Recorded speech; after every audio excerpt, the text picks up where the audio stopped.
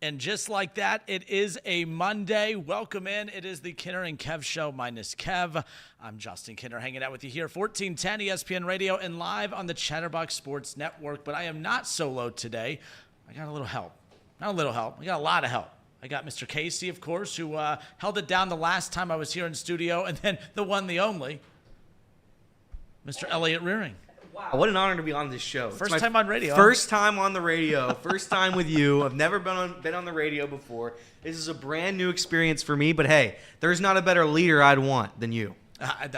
You're my leader. I paid you to say that. That's right, you did. And that's all that matters. I'm broke now, but I did get a compliment. That's all that matters. I'm excited for today. A lot to get into. I don't know why I'm excited for today. I'm a little pissed off as a Reds fan, and that's how we're going to open up the show. A lot of emotions. The Reds bringing out a lot of emotions in people. And as we sit here in almost the mid-May point, we're going to be joined coming up here in just a little bit, just under an hour from now. We'll have Sam LaCure, of course, with Bally Sports and the Reds pre- and post-game shows, of course. He'll come on and hang out with us, of course, because the one thing I've been trying to figure out, trying to assess about the Cincinnati Reds team is, well, is this a good team that's playing bad, or is this just a bad team? Because the thing is, I feel duped. I feel like I was tricked. I feel like the Reds got me they batted their eyes at me. They showed a little leg. They played a little hard to get, and they got me to buy in. They got me to say a lot of nice things about them. And everyone, Reds fans, usually can't stand me because I'm always finding the negative when it comes to this team. And I put all that aside because I thought we witnessed something special last year, and we did. Don't get me wrong. We witnessed a lot of special things with this Reds team last year, no doubt about it. And they deserve the praise that they got. They deserve the hype that they got.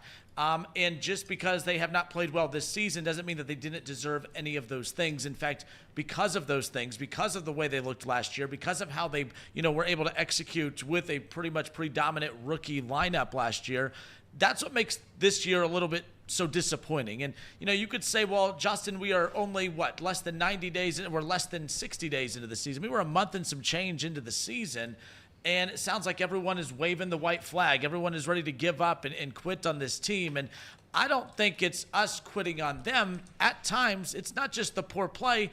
It just seems lackadaisical at times. It just seems like there's no energy. It feels like there is no urgency, which is ironic because that's exactly what fueled this team a year ago. A year ago, this team had every excuse to lose. A year ago, this team was expected to lose. A year ago, this team was supposed to be a 100-loss team, and we were all just basically supposed to just hook arm in arm and sing Kumbaya and just let's get through the dark days of this rebuild. But then the rebuild seemed to come to a halt a little bit, or at least show glimpses of moving along a lot faster than we had anticipated with the emergence of Matt McClain. Of course, Tom Brenneman on his show earlier today highlighted the fact that, hey, a year ago at this time, Matt McClain was just now called up. I mean, Ellie was just a guy that we were kind of highlighting from time to time based on some of the things we were hearing, coming up through the minor league system, of course. There was a lot of, spark plug pieces that really would come from now on, a year ago at this time, that would really help propel this team forward. There was always that glimpse of hope. And I think the reason that everyone is so down on this team right now is because there just doesn't seem to be a whole lot of that hope, because what cavalry is coming? What help is coming? That's the big question. And I wrote a couple things down because I didn't want to forget this, because I'm getting a lot of people when you start to be negative about this team. There are three common pushbacks I'm getting from a lot of people, and I'll bring in Casey and Elliott on this in a moment. But Justin, this is a young team. I mean, you can't be mad at them. They've lost 9 of 10 or 10 of 11 or whatever it is. But they're going to go through this. They're a young team. I know that they're young. You know that they're young. We all know that they are young, and, well, I'm pretty sure that front office knew that they were young as well. The reason I said I was duped earlier is because I wasn't doing my typical bashing the front office in the offseason, because I was like, man, I think the front office deserves a little benefit of the doubt because everyone was ripping them for years, and then come to find out they were sitting on all of this talent that they had put together. Shout out to Nick Kroll. I'm not down on Nick Kroll. I wish they would have been a little more aggressive in the offseason. But if we all know that this is a young team and a young roster, I think the urgency aspect in the offseason should have been to put more veteran leadership or veteran presence in this clubhouse, in this lineup, around this youth and talent. You cannot sit there and say it was smart to head into a season and say we are going to rely on nothing but second and third year players and hope to live up to expectations at times which cripple veteran-led teams. There are veteran-led teams that once they get those expectations, all of a sudden that could be too much for veteran players who are not trying to learn how to hit Major League pitching, who are not trying to learn the day-to-day life of a Major League Baseball player. it's expectations that crumble them. Well, now you have guys who are trying to, I mean, Matt McClain, who obviously hasn't played this season, but Ellie De La Cruz and Spencer Steer, they haven't even played. Spencer Steer has technically, but ththese guys haven't even played a full 162 games combined in their career right now. They're still learning to hit against major league pitching. They're still learning the grueling day-to-day. Veteran players struggle on these West Coast trips. What do you think these younger players are going through as they're getting accustomed to the travel, being on the road for long stints of time? And then you're going through the losing and then trying to weigh that with, of course, being on the road. There is so much that is working against this team that could have, at times at least, been prevented from an execution standpoint in the offseason that they didn't do. Well, but Justin, this is the toughest stretch of the schedule. How can you be mad at them, all right? This is the toughest stretch of the schedule, all right? So you mean to tell me I'm supposed to feel good by the fact that they can't beat good teams? How's that supposed to make us feel come October if they're fortunate enough to get there that, well, I'm glad that they got to the playoffs, but as we learned back in May, they can't beat good teams, so we might as well just not tune in. So that is a concern. I don't expect them to sweep these series or dominate these, at the end of the day. But I do kind of expect to see a little bit more competitiveness. Look, that was the theme of last year. That's what made us fall in love with this team. That's what made us really enjoy watching this team last year as they were able to kind of come from the grave a little bit. I mean, I hate the fact that they lost so many of those one-run games against the Atlanta Braves last year, but I don't know about you. Maybe it was kind of a loser mentality. I felt like the Reds were good enough to win the division and go on a big playoff run because they lost 3 straight one-run games against the Atlanta Braves and looked like they belonged. Their starting pitching looked like it belonged with the Braves. Their hitting looked like it belonged with the Braves. Their bullpen looked like it belonged with the Braves. I felt good about that loss. I don't care if it was a moral victory or not last year, but there's no moral victories this season. There is nothing about this team right now that makes me feel like, well, they're being competitive with good teams. They're not being competitive with good teams. In fact, we can't even talk about the teams that they're playing because they're competing against themselves right now. They're beating themselves. All the errors in the outfield, all the errors in the infield, just guys who are not capable of everyday at-bats who are starting every day for this ball club because of mistakes that were made in the offseason that I was duped into overlooking, and I don't like being duped, and that's why I'm a little offended right now, and I'm a little ticked off when it comes to the Cincinnati Reds. And then the other one, the other pushback I'm getting a lot of, and if you're just joining us, it's the Kinner and Kev Show, 1410 ESPN Radio, Chatterbox Sports on YouTube. The other pushback I'm getting a lot of is, well, they have a lot of key guys out. I'm the biggest Matt McClain fan out there. I was a huge fan of his work last year. TJ Friedel, of course, they just get him back, and of course, gets banged up right off the bat. And then Noelvi Marte, who we'll talk about a little bit more in depth with the guy that was critical of his, boneheaded decisions in the offseason, and Sam LeCure. We'll talk about that with him in a moment. But you're not going to convince me that if you have those 3 players consistently every day, that's the difference between the worst hitting team in baseball and one of the worst fielding teams in baseball and where you want to ultimately be. Would they help? No doubt about it. Of course, Matt McClain could help. Of course, Friedel every day is going to help. But I actually think that this team has way more problems than I had anticipated. I think as a whole, Reds fans, I think this team has a lot more problems than we all anticipated as a whole coming into the season. I just feel like we feel all defeated, that we're deflated. And I think we're seeing that same energy out on the field right now and in the batter's box. I'm really concerned about this Reds team because I don't know where the fix is. I don't know what to expect. I don't know where to dig deep down and try to get that optimism that I had so much of coming into the season. Me and Nick Kirby were going positive take for positive take. We were trying to out-positive one another. I'm not going to out-positive Nick Kirby on this. This feels like a very dangerous, slippery slope. As far as that's concerned, because the Reds are digging themselves in a hole, and I don't think that they're talented or good enough to dig themselves out. And now I get to have a little fun because we have help today. We got Casey and Elliot. And Elliot, I'm not sure where you're at with this. I know that this team's beat you up mentally a little bit too, but where are you with those 3 pushbacks? This is a young team. This is the toughest stretch of their schedule. They got key guys out. Those things are all true. But I also feel like a lot of that is excuse-making for a team that is showing a lot more glaring issues than just those 3 bullet points. Yeah, this is a tough schedule. That one is tired. I think going into a stretch where you play 30 games against above 500 playoff caliber teams, that is certainly a reason, a valid excuse to not have the world's best record after this month. Saying that, you made a good point, and that's when you get to October and you look back, well, what did we do against the Dodgers? What did we do against the Diamondbacks, the Giants, the Padres? What did we do? We lost. All we did was lose. And you look back, like, how am I supposed to think we can win in October if we can't win then? Now, the pushback on that is Nick Kirby's favorite thing. The Rangers last season, they won the World Series. They were not good against teams above 500. They were not good during the regular season against teams that were good. So they managed to beat up the bad teams. They get to the playoffs. They win a World Series. That's that one. The youth thing, again, it doesn't fly with me. If you're a professional athlete, if you're good enough to be on the major league roster, that means you are expected or should have the expectations to produce at a major league level. If you're unable to do that, that means you're not ready, thus not a major leaguer, so you get sent down. That's my thoughts on that one. Now, you mentioned a point where Nick Krall could have signed somebody. Nick Krall should have done more. There was an argument to be made, and whether or not you want to believe it or that's up to you, every roster position on this team was filled out coming into spring training. In fact, signing Jamir Candelario, which I'd argue, who they signed, that roster was more than filled out. It was abundantly clear. It was abundantly filled.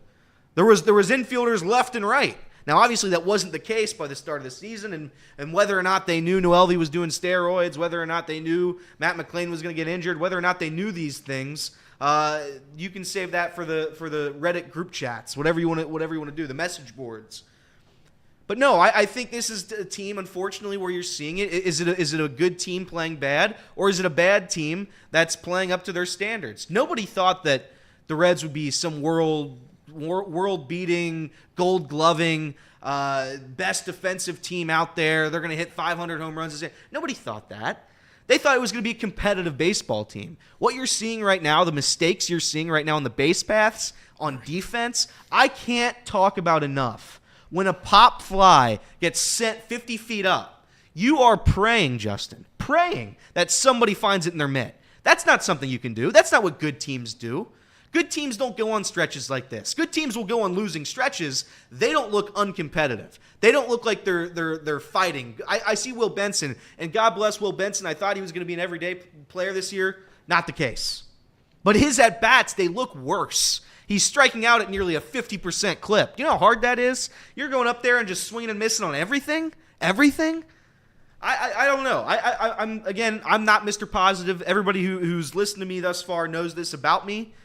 So is the season dead? Is it over? No, it's a long season. It's 162 games, and we play in a division that's winnable.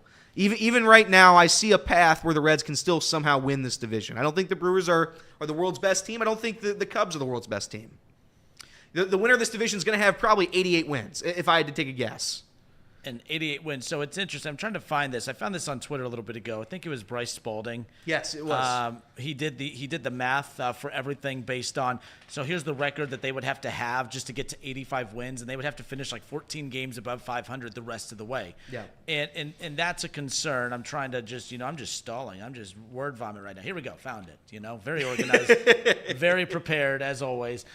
So shout out to Bryce Spalding. I've never spoke with him, never met him, but he does he puts out some good stuff. So I came across this. So for the Reds to get to 85 wins, and as you talked about, what was that number you threw out like to win this division? 89. 88 to 89, 90 in that range.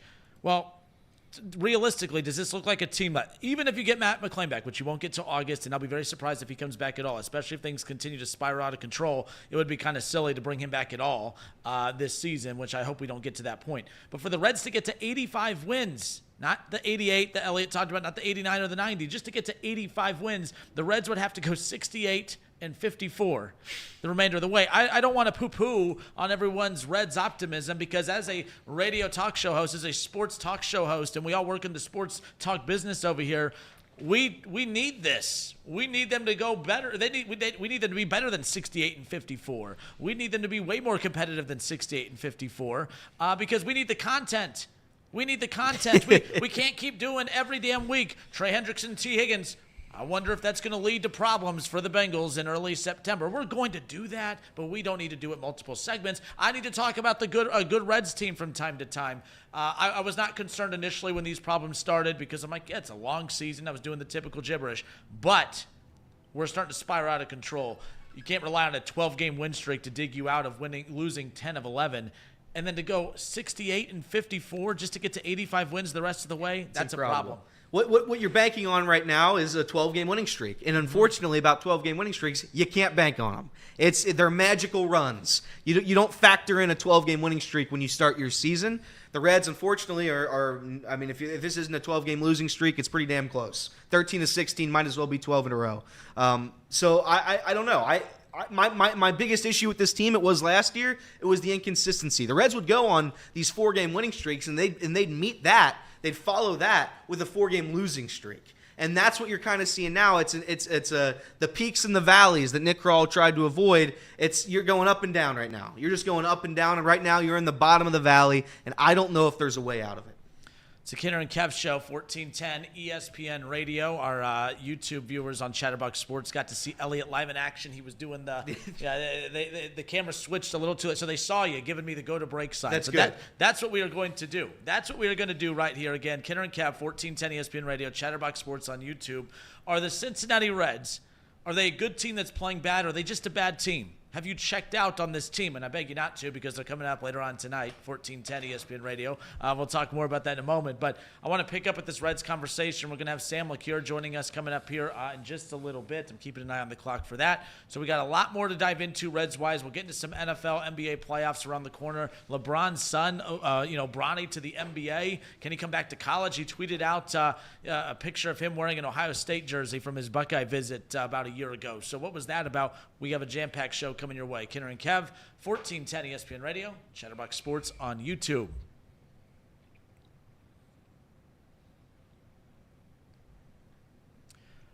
All right, and we are back. Kinner and Kev, 1410 Wing AM, Dayton's ESPN Radio, 1410 Wing AM, of course, and Chatterbox Sports on YouTube.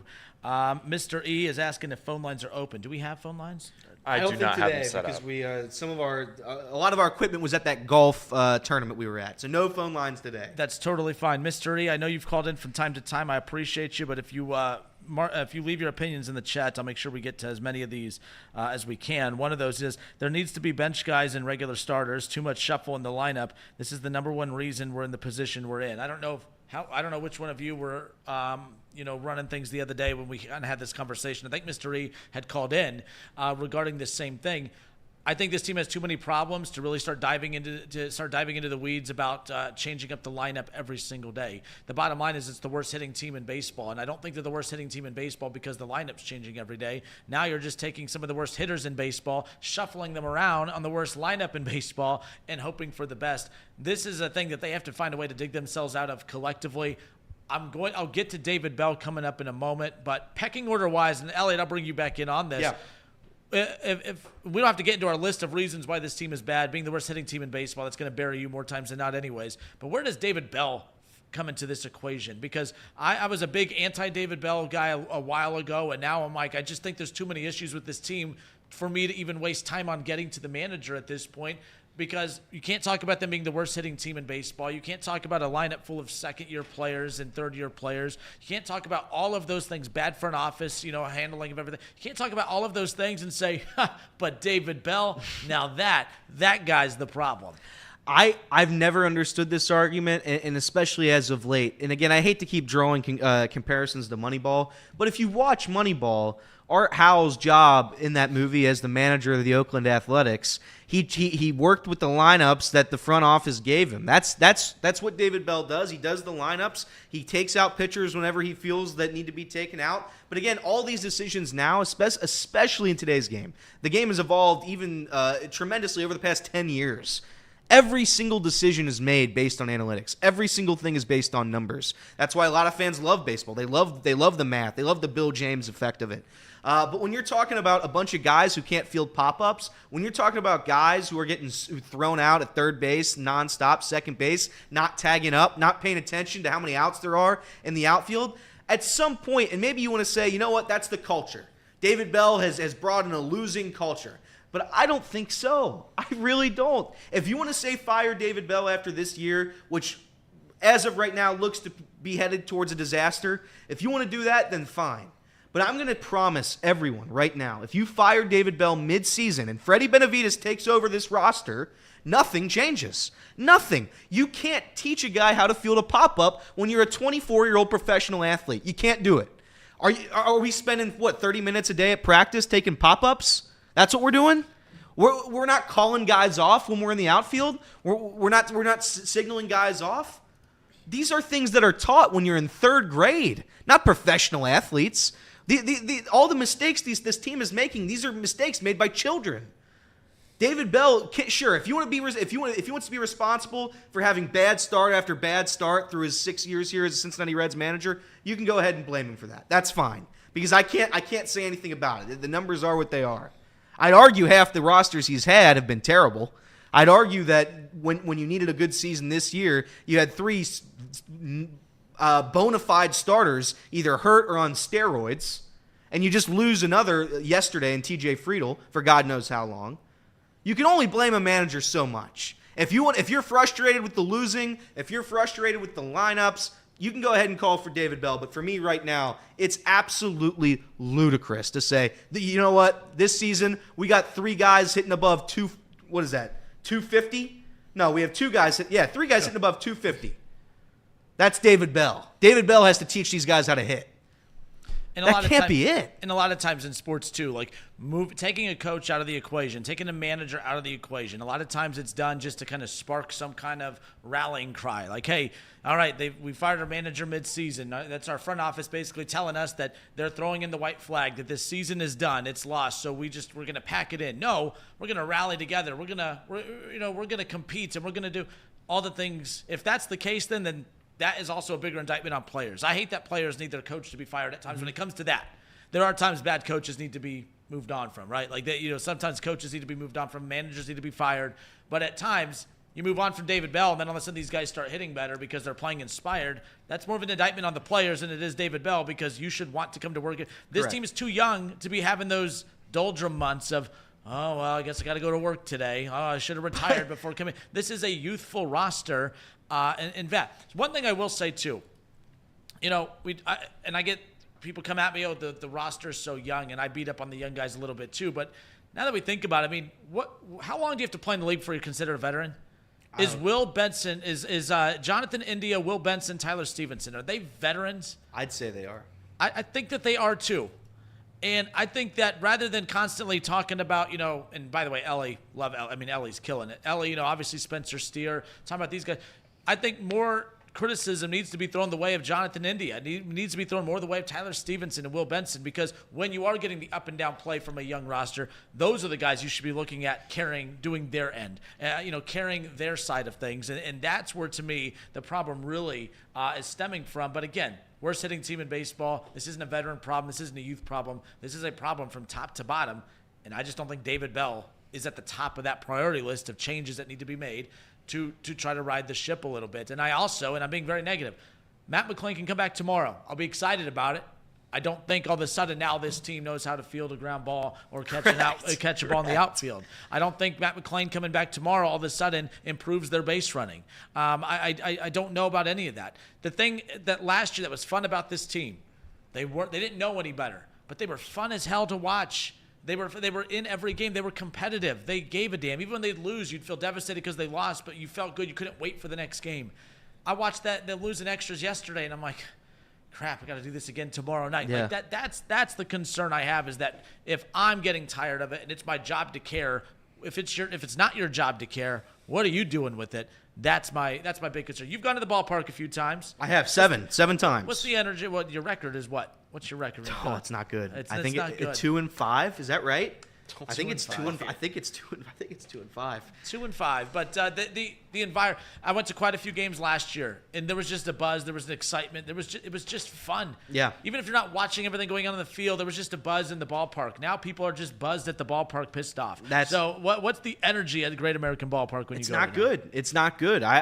You're looking at a team that, and again, this is similarly. You're not a UC Bearcats fan. You're a Wright State guy. That's fine. Coming into this season, there was a lot of optimism, a lot of hope regarding the Bearcats' first season in the Big 12. You got Victor Locken coming off a great season. He's going to fit in well. The tables turned very quickly on Victor Locken. Fans started to boo him. They started to get him out of here, and they sent him out. They sent him out of town quickly. You're starting to kind of see that when you go to the ballpark. You're starting to see fans getting frustrated, not only with David Bell, but you're starting to see him get frustrated when you have like 4 straight innings where it's 1-2-3, 1-2-3, 1-2-3, 1-2-3, and most of those at bats uncompetitive. Routine pop-ups, strikeout, routine pop-up, ground out. They're just not. They're not in the zone. Whatever zone you need to be a good professional ball club, this team is not in that zone. They're not even close. And it goes back to your question. Are they a good team playing bad? Or are they a bad team playing up to their expectations of being a bad team? And the answer is I'm starting to lean towards the roster's not very good right now. I think you look back at the 2012 team. Somebody brought it up in the chat. You have too many bench guys starting everyday roles. You had a solid lineup. I'm going to go through this lineup if you will here. You have Ryan Hannigan, Votto, Phillips, Cozart, Roland, Ludwig, Stubbs, Bruce. Everyday players. They'd play every day. And then you'd have your bench. You had Wilson Valdez. You had Chris Heisey. Heisey did play 120 games that year. You had Todd Frazier. You had Xavier Paul, Deontay Navarro, Willie Harris, Gregorius. You had set bench guys that all right, is Miguel Cairo going to come up and give me a quality at bat? No, but he's going to sub in every Wednesday or something like that when somebody needs a day off. You don't have that anymore. Right now, you have a team that everybody needs to be ready to play because, anybody can go down at any point. TJ Friedel injured yesterday. Now Stuart Fairchild back into being an everyday starter.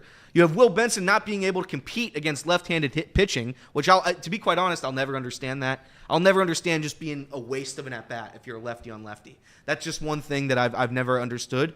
But to each their own. I do think if you had practice more reps against it, it would get better. But that's just my simpleton opinion. But right now, you have a bunch of scrubs, I say that with love and respect, that are having to be forced to play every day. Every single day, Stuart Fairchild's playing. Every single day, Mike Ford is batting cleanup. He's batting cleanup for this team. And that's where it's like, I don't know. I don't know what you have here. And David Bell is I'm not kidding you, Kinner, the very last person I'm looking at this season as who's to blame here is David Bell. I'm gonna go through these stats, and I'm sorry for ranting on your show. I'm looking at this. Kinner, we have 1, 2, 3, 4, 5, 6, 7, 8, 9 guys that are hitting below the Mendoza line. 9. That's David Bell? David Bell's responsible for 9 people being uncompetitive at the plate? If you're like, oh, average doesn't matter, let's look at OBP. You got 9 guys sub 300 OBP. This is impossible what's going on here. And if you want to shake things up, if that's your reasoning for firing David Bell, fire him. But to answer your original question, how's the energy at the ballpark? It's getting worse by the day. And the only thing that can save it at this point is some sort of winning streak. You need to win like 2 in a row, 3 in a row, 4 in a row. Get something back so this fan base is a little bit excited here. Well, let's take a look at what's coming up for the Reds, because right now, again, they start a 3-game series back on the road against the Diamondbacks.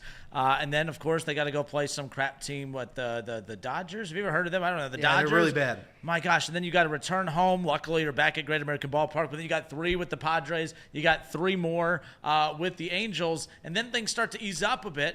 But the season could be done. So when they wrap up that series with the Dodgers at Great American Ballpark on May 26th, because everyone's like, well, you know what? I'll start tuning in again when we get to May 27th when they start the easier stretch of the schedule. Yep. When you got the Cardinals and the Cubs and the Rockies and the Guardians, who are a very good team. I know they just got beat up by the White Sox. But, you got the Brewers and Pittsburgh and Boston again. Like, the thing is, to get to the easier part of the schedule, those games may not matter. Because as we talked about a little bit ago, and I'll pull this back up again, for the Reds to get to 85 wins, the sweet number to probably make the playoffs, about 88 to 90 wins. Okay, 88 to 90 wins. To get to that, just to get to 85 wins, by the way, you would have to go 68 and 54 the rest of the way. Well, when you look at what they have coming up, okay, being Mr. Negative, I completely get that. I look at it as being realist. 3 at Arizona, 4 at the Dodgers. You got 3 with the Padres, and then you got 7 with the Dodgers over the next 2 weeks. You got 3 with the Diamondbacks. You have the Padres mixed in there. I mean, that's tough to do. That is very, very tough to do to get to that point. And let's be clear here. Can they do it? Can they go all of a sudden rip off the 12 straight wins and everything else? I've talked about this on many occasions. The worst thing that has ever happened to this young Reds team was the month of June in 2023. They went 18-9 in June of 2023, and then they got me on board. They got Elliott on board. They got everyone on board saying that's who this team is. They are that 18-9 team. They are that team led by MVP-looking Ellie De La Cruz, which he still looks to be that caliber of a player, don't get me wrong. But there's no Spencer Steer and Matt McClain and Jonathan India and Tyler Stevenson and Will Benson, who, by the way, after being sent to Louisville last year and then coming back and being one of the best hitters in baseball for the remainder of the season, these guys don't exist right now. All right, they don't exist right now. So to go 18-9 in June of 2023, they were 15-11 in July, 10-17 in August, 13-13 in September of last year, and then you get to this season. Obviously, they win that opening day, matchup, so they get off to that quick start. So they're 2-1 in the month of March, 14-13 last month, and they're 1-8 this month. The bottom line is, where's that winning streak coming from? Outside of that magical run in June of 2023, this is who the Reds are. 3 to 4 games under 500 or 3 to 4 games over 500 in a given month. But overall, I'm not saying this season is done, but they have to find a way to create some magic. And outside of making the season disappear, that might be the only magic trick that they have left. We'll see what happens. I don't know. I'm not going to say it's over, but the schedule doesn't exactly get easier either. There's easier stretches. The stretch right before the All-Star break where it's Detroit, Colorado, Miami, Washington. That's the easiest stretch you're going to see this season. But it doesn't, like, the month of September is pretty brutal, I'd say. It's you play Cleveland, Atlanta, you play Minnesota, you play the Mets, you play the Astros, Milwaukee. So I don't know. I'm going to try to stay somewhat positive. I'm going to try to be like Nick Kirby. I'm going to try to have hope. He's in the chat. I know he is. I see him there. I love you, Nick. He's saying, by the way, the 2012 offense being better. The 2012 offense was definitely better. I mean, it's not even remotely close. They weren't. I would say they're looking at the numbers right now. They were below average in OBP and batting average, but that's by like 3 or 4 teams. 3 teams they were below average, and they're the worst team offensively this year. They're horrible. They're not competitive. That's the worst part. Is just they're not competitive. So I'm gonna hope things turn around, Kinner. I'm gonna hope so. Well, but I don't know if they got it in them. You know what they had in 2012 that they don't have here today? Our guy, Joey Votto. That's your guy. That's your guy. He didn't want to win enough back then. This team's perfect for him, by the way. Lots of losing, dude. He loves this stuff, man. He would be in heaven. Every day he's like, you know what? I really want to lose today, and then I'm going to go home and make a TikTok dance. That's what I want to do as Joey Votto. And this team has been perfectly constructed for him to return and do so. By the way, is in all seriousness, and I did, with the Joey Votto stuff is funny, but is he hurt? Like, what is his story in Toronto? Because I thought that debut in spring training was the most Joey Votto thing ever. He hits a home run in his spring training debut and then rolls his ankle on a bat in the dugout. I was like, that was the most Joey Votto thing ever. But obviously, the guy, it's declined to the point where he's done. His major league career is done. Which is why the notion of bringing Joey Votto back is almost laughable, because there is, and again, I love Joey Votto. Could he play for this team right now? Absolutely. But to be fair, Kinner, you could go out and play for this team right now. That's how bad it is. So I'm not going to sit here and say Joey Votto is worth $25 million coming into this year as an everyday first baseman. It wasn't in the cards. I love Joey Votto. Love him. Unlike Kinner, I love him. But realistically, I don't think Joey Votto helps this team a ton.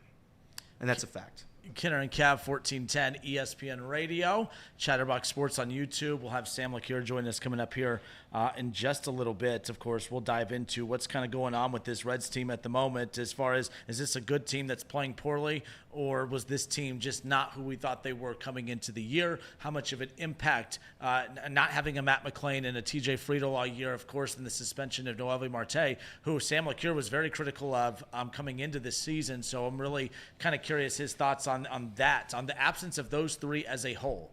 And then even guys who are everyday players who are basically absent with their production, that's also buried this team as far as that goes. But let's put a positive spin on this. Where are we at time-wise? Break. Break. Positive. Actually, when we come out, let's put a positive spin on this. Let's do it. We got to. I think if we had to go to therapy as a Reds fan, they would do that little exercise where you got to look at each other and say something positive about one another. That's what we're going to do. Reds therapy coming up when we come back. It's a Kinner and Kev show, 1410 ESPN Radio, Chatterbox Sports on YouTube.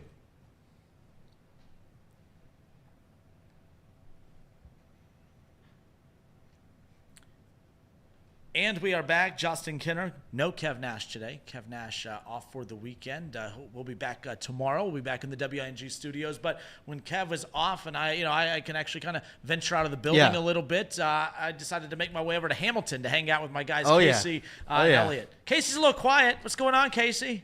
Do I need to rip some soccer or make fun of your Bengals? What do I got to do? I got to pull your string, man. I mean, I'm just – you guys are really down on the Reds. I just don't want to be down on the Reds. I want to be positive about the Reds. I'm looking forward to this segment because I feel like it's been a long month of just like bashing on them. It really hasn't been that long, but it's 3 weeks. It's been 3 weeks. It has been a month. 3 long weeks. It's been a miserable 3 weeks, Casey, but that's okay. I'm curious to see what Kinner does here because as a professional, seasoned vet in radio, will he use the touch and go segment here, or will he extend the Sam LeCure segment? I'm on the edge of my toes right now. So I teased that we were going to say something positive, that we were going to say something nice. This is our Reds therapy session, and I feel like we need to put some good vibes back out there because Sam LeCure is going to come in and save the day coming up here shortly. Biggest fear in this business is when you tease a guest, and then all of a sudden they're not popping on, they're not answering the phone. That is. I mean, I'm about to Joey Votto and strike out here if Sam LeCure doesn't jump on the call here in a little bit. More strays. I mean, that's brutal. What a brutal stray that is. How is it you're going to go through your life being the Joey Votto hater? That's terrible. I've turned my dislike towards another Joey in the city of Cincinnati. My guy, Joey B. Yeah, your guy's Deshaun Watson. That's your guy. You got him framed all over your house, your apartment, wherever you live. It's just pictures of Deshaun Watson and then a couple of memes, Joey Votto doing a TikTok dance. So, that's what's in your house right now. I'm a bad person. Do you know what they say? Show me who your quarterback is, and now show me who you are. That's exactly right. I'm going to give my one positive. I have one positive through this season, and that is Elly De La Cruz. I gave it a little bit on off the bench, but I'm going to give it again. Elly De La Cruz, if you had any doubts on what this guy is, every single night he's going to be a generational superstar, and that's a fact. If not anything else, he's going to give you the energy that we're looking for, right? He's going to be the guy that when you need a hit in a clutch moment, I trust him. I trust him to get on base. And then when you need a guy to get in scoring position, there is quite literally nobody else in Major League Baseball that can get from first to third in 2 pitches like he can. So that's the positive I have on this year. We have a generational superstar on this roster, Elly De La Cruz. Every time he wakes up, he breaks a new record. That's my positive. That's if I had any doubts about him coming in this year, and I did, I had a couple doubts that he was going to be unable to change his approach at the plate. He was going to strike out at every curveball thrown his way. He was going to have a sub 200 average. He's been there this season. He's been that guy for me. So shout out to Elly. That's my positive. That's why I get out of bed, just to see Elly.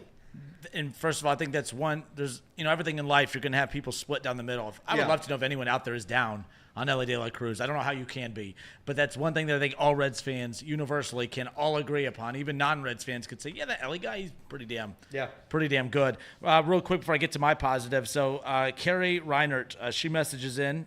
Or he, I'm assuming Carrie's okay. Shout out to Carrie, but says, wouldn't Candyman, Montas, Suter be considered veteran mentors for these kids? And yes, but at the same time, like for instance, when Joey B was on his rookie contract, if the Bengals never went to go sign like legitimate veteran talent, we would criticize them.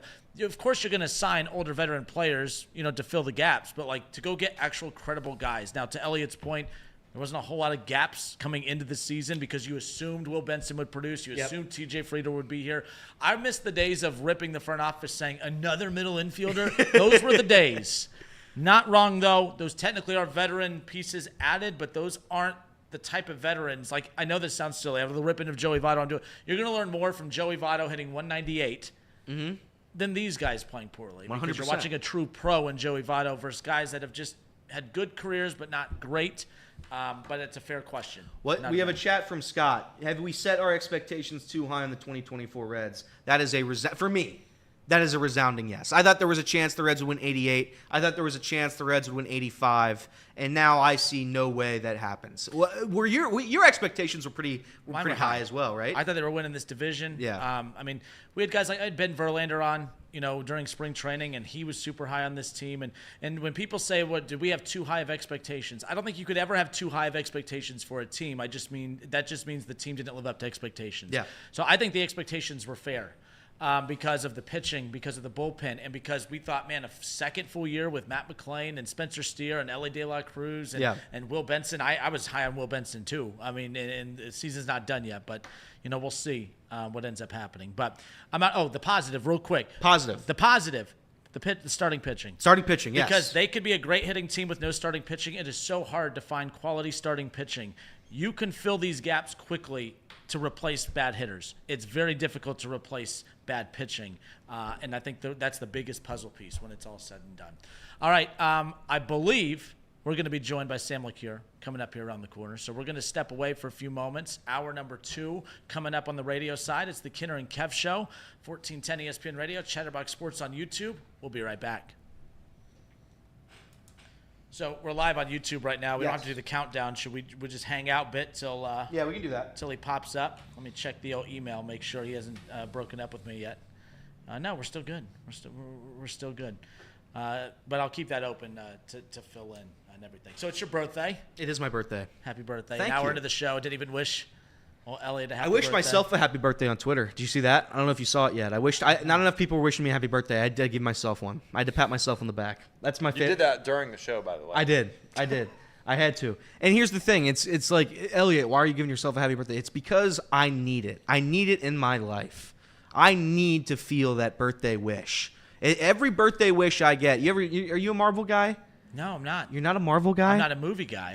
You're not a movie guy? I'm not a movie guy. I You don't are watch the movies. second person in radio I've worked with that's quote unquote not a movie guy. No, Kev always throws out movie quotes, then I'm like, How are you not a movie? I worked with Austin Elmore for over a year, and I'd quote like Jurassic Park, and he'd be like, "What's that? Well, I've never seen that."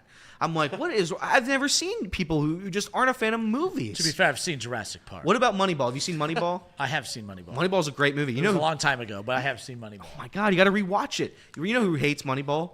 Reed Mouse over here. He sits over here and he says it's inaccurate.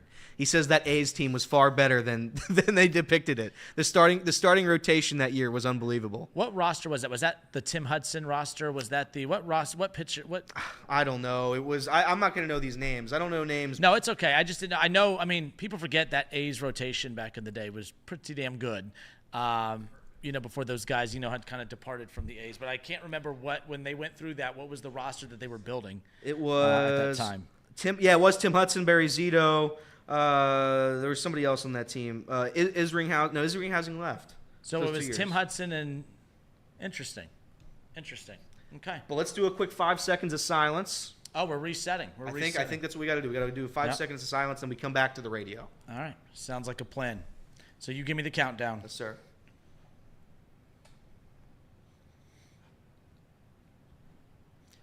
Hour number 2, it's the Kinner and Kev Show. Dayton's ESPN Radio, 1410 Wing AM, Chatterbox Sports on YouTube. And you know what?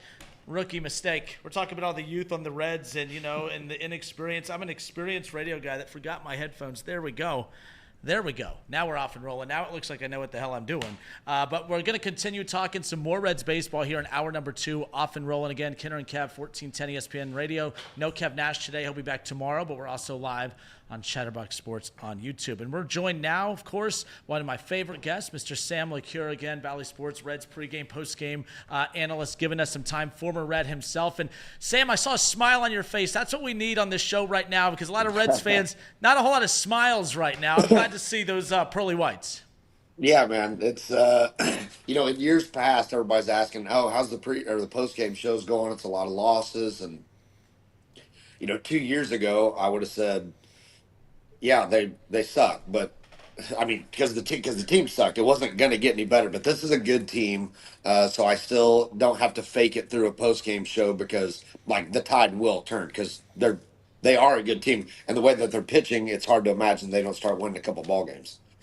So, Sam, I'm glad you brought that up because that's the one thing we opened up today's show with because I'm trying to combat a lot of negativity. Now, some people say I've been negative today. I just feel like talking about the struggles. If that's negative, that's negative. But the question I have for you, being a former player, it's been a part of quite a few rosters that go through the ups and downs.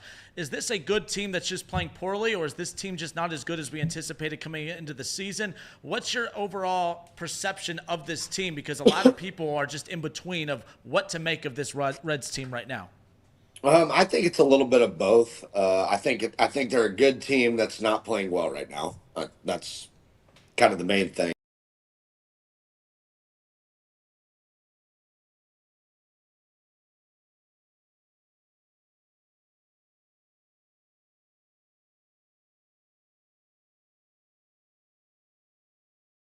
Now I expect to have a winning record. I expect them to compete for the playoffs. I do. I still feel that way. But it's like they went from 62 wins to 82 wins, and now sometimes fans have a tendency to get a little bit greedy, and it's like, oh, they're going to go from 82 wins to 102 wins. That wasn't going to be realistic, and the reason that I kind of withheld a lot of prediction about what this team was going to be was, number one, I wanted to see what the roster looked like coming into the year. I wanted to see the first month play out. After all that played out, I still felt kind of the same way, that there was going to be not necessarily regression, but not quite as much progression as we saw last year, because you're talking about a lot of guys who are new to the big leagues. The sophomore slump is a thing, and they got a lot of sophomores. Not having Matt McClain hurts because he's a really good player. So I kind of expected them to kind of flirt with 500 this year. That said, I can understand why people around town are on the fence about it, because I have been as well. Because I believe them to be a good team and I want them to take steps forward. But having been in their shoes, I understand that there's a learning curve and it's different for everybody. And as a group, they're experiencing kind of a little bit of a downturn right now. But it's going to turn around. I don't know to what degree, but it won't stay like this forever. The one thing that's interesting when so many people want to focus on all the negatives, and to be fair, I have, but I think the positive spin on everything is I would much rather have a team like this with the Reds right now, where they're not hitting the ball well, but they have very, very good pitching to fall back on. Yeah. I think it's significantly worse when you have a team that's hitting the hell out of the ball, they're knocking the ball to the ballpark, but they don't have pitchers that can get outs. At the end of the day, the positive spin I have is that at the end of the day, the biggest puzzle piece that you need to be a good baseball team at some point, at any point, is the pitching, and the Reds seem to have that at least a month and some change into this. Yeah, and I think that's going to continue, and that's kind of the funny deal. I guess it was last year, a couple of years ago, when it was going to be the big three. It was going to be Hunter and Lodolo and Ashcraft, and like that hasn't really panned out till now because of injury or ineffectiveness, whatever the case may be. Then nobody was talking about Andrew Abbott then. He's probably their best pitcher. Nick Lodolo is their best to me. But you start talking about him. There's a Brandon Williamson somewhere. There's a Connor Phillips somewhere. So the pitching, I think, has taken a step forward. Sorry, I sidetracked myself. It was going to be the big three, and then last year, because of the Ellies and the McLeans and those guys, Noelvi Martes, they came up and made this huge impact. So now all of a sudden, this team is going to be led by the offense. That's how fickle this can be, and I think a lot of that has to do with media. What are they leading to? And the fans can get a little bit excitable about what's fresh, what's right in front of them. So it's going to be the pitching. So to that point, I totally agree with you. It's the pitching that leads. And I haven't seen a lot of World Series champions where their team was 25th in ERA, right? So I think that's going to continue to be a strength for them. And those guys, the Lodolos and the Ashcrafts and the Greens are not sophomores anymore. They're juniors and getting to be seniors, right? So they've had time to kind of adjust to the league a little bit and learn some more about themselves, about what it takes to be at the big league level, where a lot of these offensive guys haven't. Now, that's a broad stroke, but I think the pitching will continue to progress because those guys are good. And the offense is going to have to learn how to adjust. And that's where your G-Mark Candelario is important. Your Jake Fraley's important. Guys that have been around and done it a little bit. Tyler Stevenson, Jonathan India. They're veterans, I guess, on this team now. Sorry if that's coming through. My bad. They need to lean on those guys to understand how to come out of a slump at the big, because everybody on the team has failed, but they failed at Double A and Triple A. And while it should be the same, theoretically, it's not the same. When you fail at the big league level, there's a bigger toll that it takes on you mentally. It's funny you talked about Tyler Stevenson, Jonathan India. You did the quotation, being a veteran. Well, Elliot and I yeah. Elliot and I were just kind of going back and forth about that, kind of questioning what's considered a veteran. How many years do you have to be in the league to be considered a veteran? Because I guess just based on the context of this roster and who they are, technically they're the veterans, right? Yeah, yeah. So that's how I'm measuring it. To be a veteran, um, I don't know. I think that 4 or 5 years. I think that you're in that range. I think that's the range for me. Because I guess towards the end of my career, where I was about 4 or 5 years in, I felt like I had some of that. I felt like I'd been around long enough to be able to have a voice, I guess. Well, speaking of veterans, there is a guy that is sitting here with me. He's a veteran in the radio business. It's honestly his birthday today. We have Mr. Elliot Rearing. He's going to jump in and join us here. Thank you. Happy birthday, man. Thank you, Sam. Sam, I don't know if you remember me. You probably don't, but I'm gonna tell this story real quick because I have you here. You came on a podcast with me and my friend Zach. I think it was 2 years ago. We called you up. You responded. You were very kind, and you were driving somewhere. I think you were driving through a snowstorm, and you did an entire podcast interview with me while you were driving across the country. So I want to thank you for that. That has stuck with me. My question for you. My question for you, Sam. You've played under a great manager. You've played under a Hall of Fame manager, arguably, in Dusty Baker.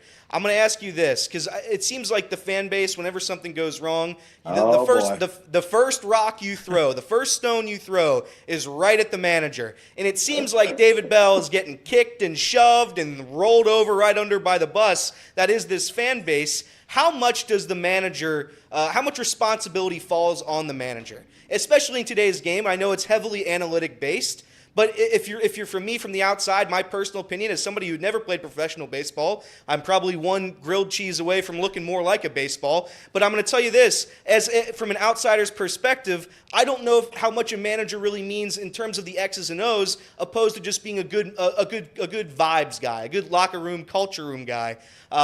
When you look at David Bell right now, is it fair to start blaming the manager? No. No, I don't think so. Just because if you're going to blame him, then you on the other foot you have to credit him for what happened last year. You got to credit him for progressing in the win column by 20 games. You got to give him the credit, right? Or are you giving the players the credit? Exactly. So last year, are you giving him the credit, or are you giving the players the credit? That's I give the players the credit, but that's not Okay, that's so- not that. You That's give not the a- players the credit, but somebody else to blame, and That's that's correct. because you can't fire. That's because you can't fire all the players. That's exactly right, and that's my point. You can fire one guy or 26 guys. And it's just one of those things where I don't think if you bring in Freddie Benavides up to manage this team, you fire David Bell, I don't know how much of these issues get solved, if any of them. So and that was my point. Thank you, Sam. I just wanted to send some clarification. I think that David, David can be really hard to read. I've known David for a long time, so I got a little bit better feel for who he is and what he's about.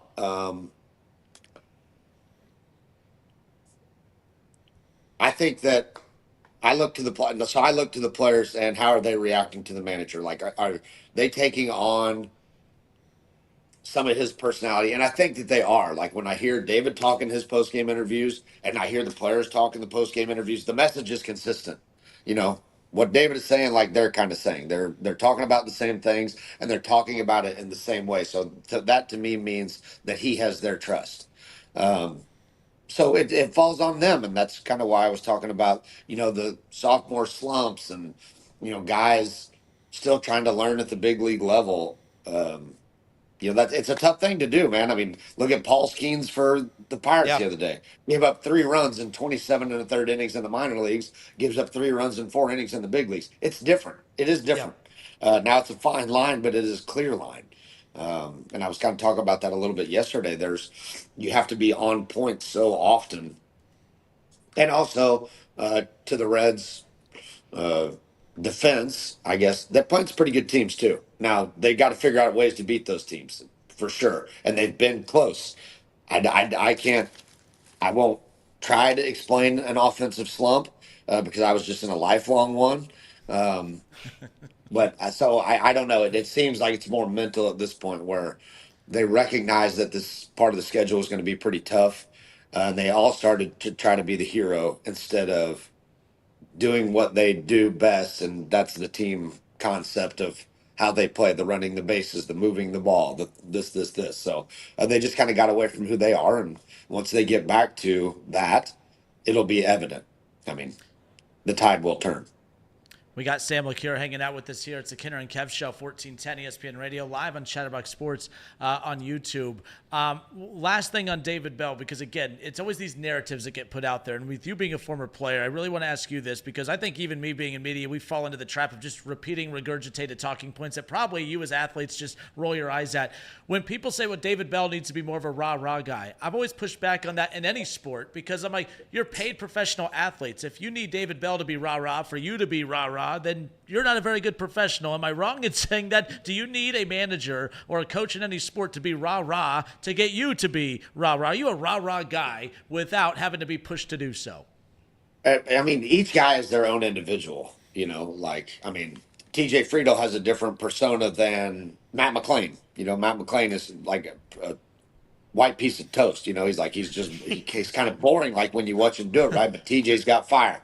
Jonathan's got fire. Tyler's a little bit more reserved. Will Benson, very eloquent.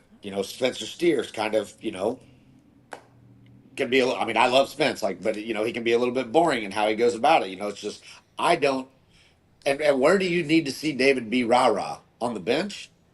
Does he need to be doing it in front of a camera for it to be real? He can't do that in the clubhouse behind closed doors, right? Yeah. Okay, so just because you can't see it on TV doesn't mean he's not.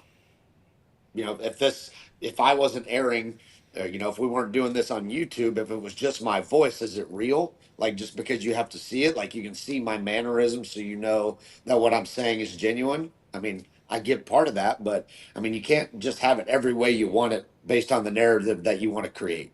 And I think that is a media responsibility, and I think a lot of times the media's fault for pushing these certain things certain ways that they see them without considering every lens because they haven't looked through them all.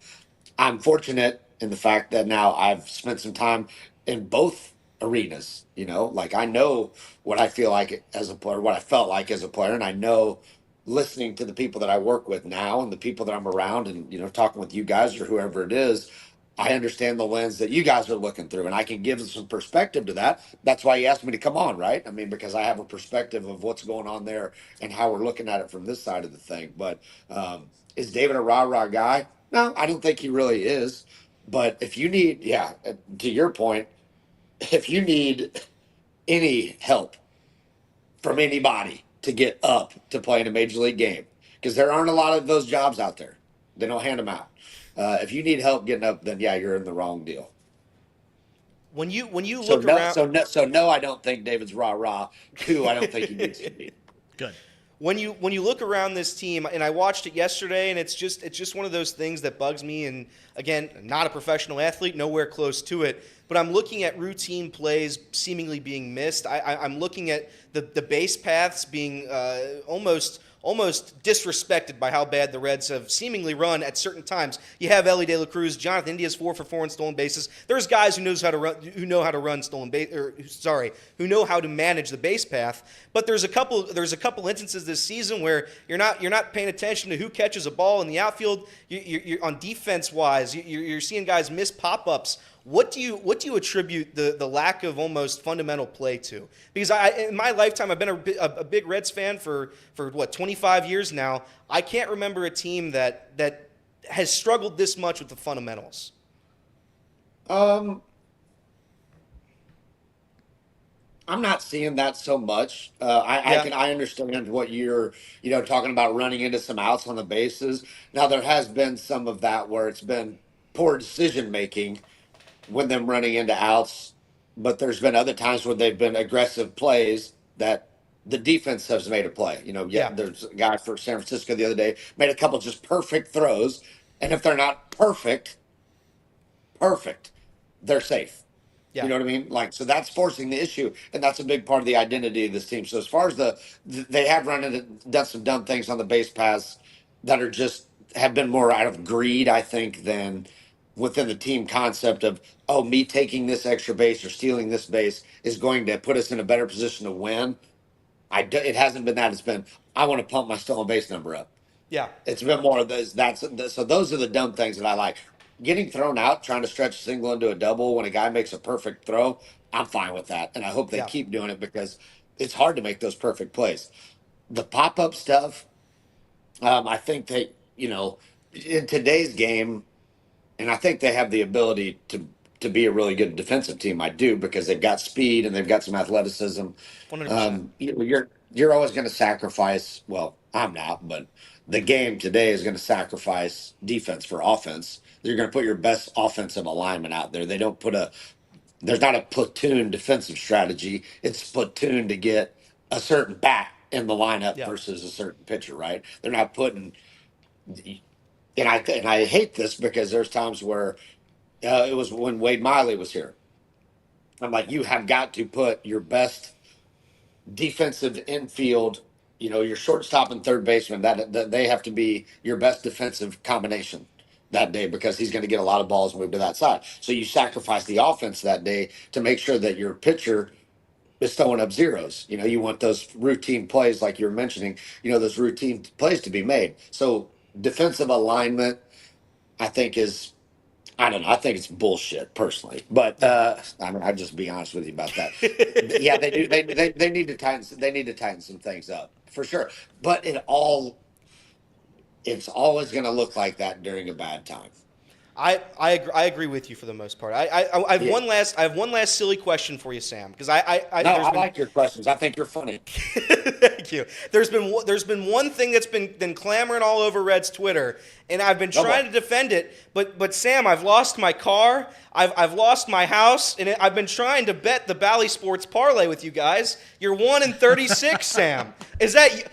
You got to answer this question. Are you the one picking these, or is FanDuel doing it? Because if FanDuel's doing it, that's one thing. And they're a sponsor. We love FanDuel. I bet with FanDuel all the time.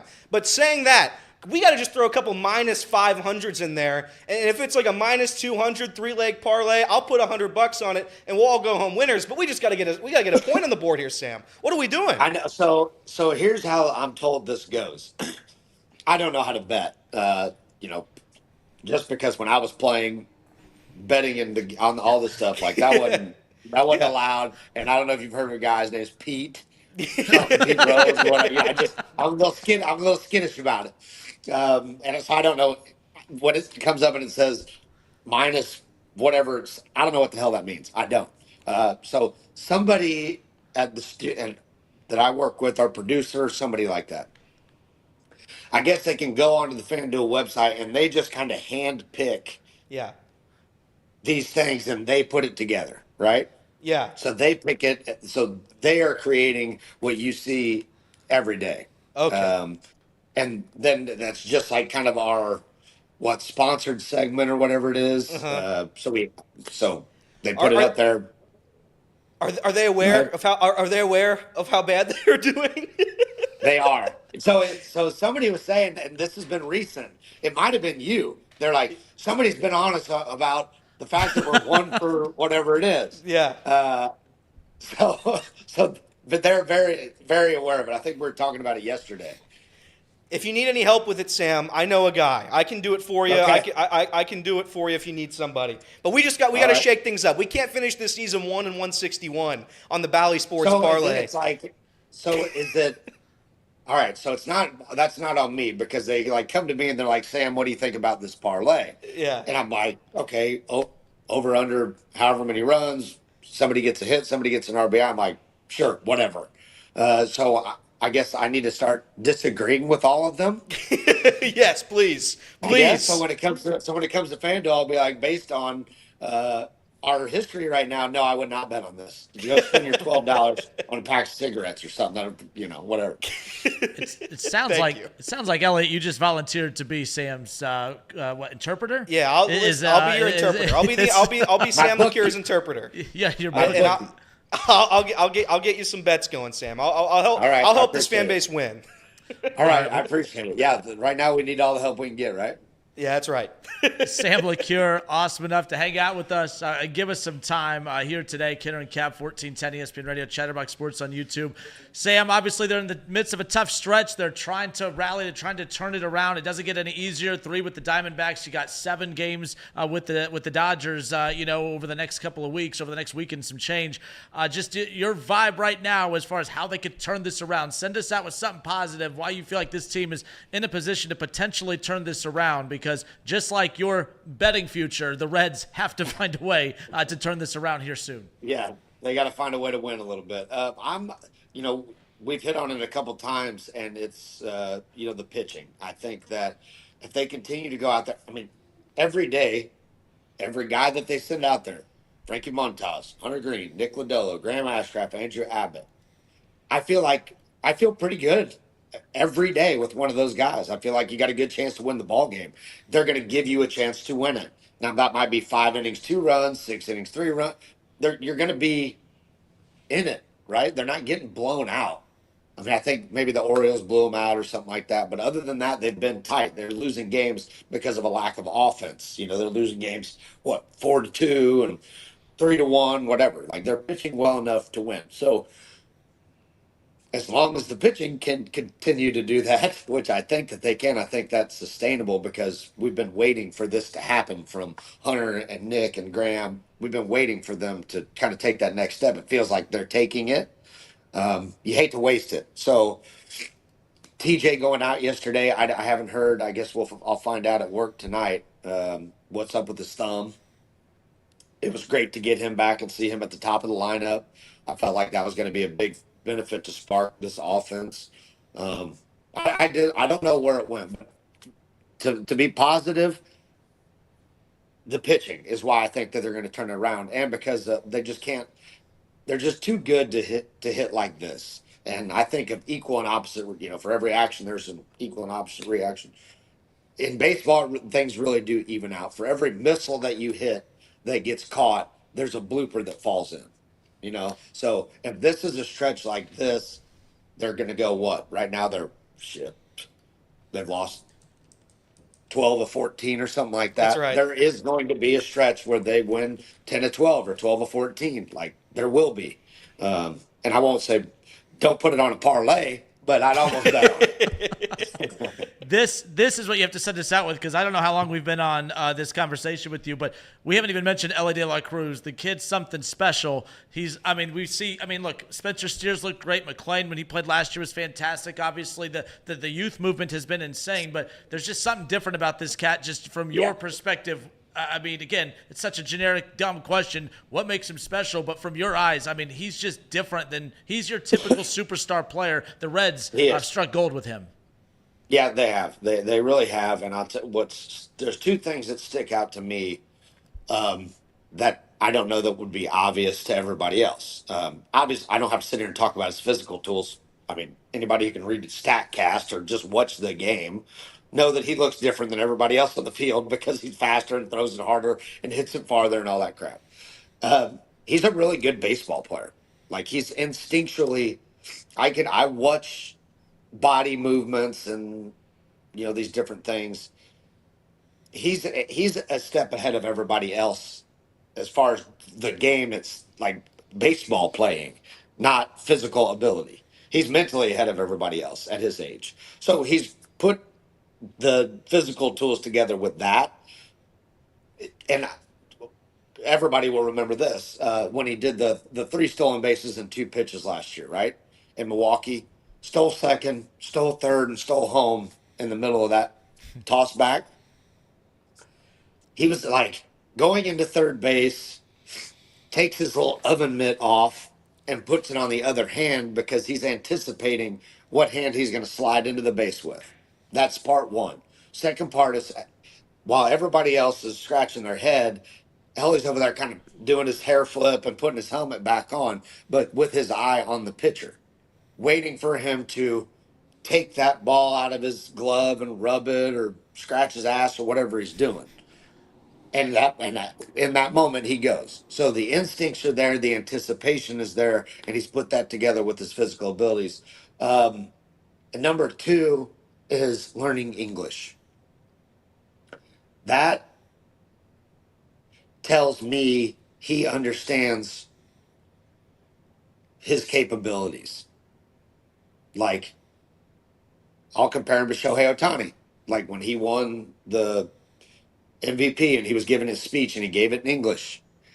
That is so you can be a global superstar, not an American superstar, not a Japanese, not a Dominican. You're a global ambassador for the game, and it's important for him to be able to communicate with the fans because he expects himself to be a superstar. That's crazy. The self-awareness to be able to do that sticks out to me. So those are two things that maybe not everybody would think of, and if they did, maybe not why, but those things stick out to me. Well, damn, And he imagine can if hit pretty good. And he can hit pretty good too. Well, damn, imagine if David Bell just gave him a little rah-rah. Imagine how much better he could Yeah, be. I mean, yeah, damn, yeah, I mean, yeah. like, Yeah, that's all he needs is Yeah. just a little bit of hype. Yep. But Sam LeCure, you the man. We appreciate you giving us some time, and it's obvious that Elliot's going to be keeping an eye on your FanDuel, content appreciate moving it. forward. Yep. But thank you. We appreciate it. appreciate you. Thank you guys for having me. Take care. Holler anytime. Sounds good. Thank you. All right, well, good stuff. That was Sam LeCure. Awesome enough to give us some time. Elliot was making his back way over to the other side. I mean, this studio is so big. You just sprinted from one end to the other. That was impressive. Yeah, if that was a sprint, we're all in trouble. That's If that was a sprint. Listen, I might have failed you as time manager. no, Because you don't time that. You don't time that. Okay, Yeah. good. That's good. Yeah. So there's a lot to unpack there. I can't wait. Appreciate you helping with that. Thank you for popping in. And we'll step away for a few moments. And when we come back, a lot to unpack from that conversation with our guy, Sam LeCure. A couple editing things need to happen, right? You I think that? too. Yeah. I think too. Your goal with the guest is to make them feel so comfortable that they forget they're on radio. And That's right. We did that. So nice job. Nonetheless. But we'll be right back. Kenner and Cap, 1410 ESPN Radio, Chatterbox Sports on YouTube. Don't go anywhere.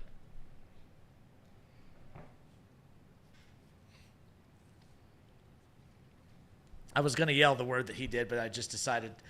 Casey's one more thing. He's been so busy today. I really was. I was about to just yell it really loud, and then no, Casey's done enough. Shout out you. So Casey, you were at Tom's show today, Tom Brenneman's show today, right? That's right. Yeah. And then you went right into Off the Bench, Yep. and then you went right into Kenner and Kev. That's right. I did text him. I said, hey, I'm running through a local fast food chain establishment here. No free ads. I'm learning. I offered to buy him lunch because I don't know how you're going this long without eating lunch. Are you staying hydrated? No. I heard, I got Pawnee water. I'm good. He's got Pawnee water. Pawnee water. and explain that water because I'm also learning this as well. This is a locally locally made Hamilton bottled water, Pawnee water. It's a natural limestone filtration.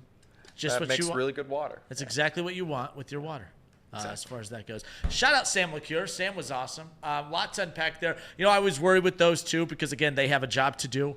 I'm glad that he was, once he got rolling, got comfortable, like, they also can't come on here and just absolutely bash every single thing that's going on because they're basically ambassadors of the franchise. But I've always appreciated guys like him, especially Marty back in the day. To be honest, to be fair, and correct me if I'm wrong, I don't think that the Reds have a very super over-the-top homer broadcasting crew.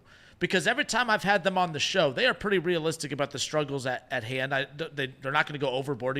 At Reds Fest Caravan, they give us the rules of, hey, remember, this is not you're not going in for the hard pressing questions or anything like that. But I think Sam was pretty honest with a lot of the things there. Very honest. The stuff that I pulled away the most, and I'm usually the bash the manager guy, bash the head coach guy. The David Bell thing, to go back to how we opened up the show, you can have a long list of things that is wrong with this Reds team. I just don't think David Bell cracks the top 3 or 4, to be honest with you. I think it's the top 10. Yeah. I think if you listed every issue with this Reds roster, it almost has nothing to do with the manager. And if you didn't take my word for it, you can take a professional baseball player's word for it. That it just doesn't matter that much. And when I say it doesn't matter, you can't be a weirdo in the clubhouse. You can't be disassociated with the players in the clubhouse. You have to know at least the game of baseball, and David Bell knows the game of baseball. This is a guy that's been in the game for a long time. I'm just tired of the, you know what? First one through that door is David Bell, and by God, if they struggle, if they lose 3 games, it's David Bell's fault. It's David Bell's the reason Spencer Steers is hitting 160 over his last 10, 15 games. That's David Bell's problem. It's not. It's just not how the game works. Unless I'm just some crazy person, it stopped working that way a while ago. And there are great managers.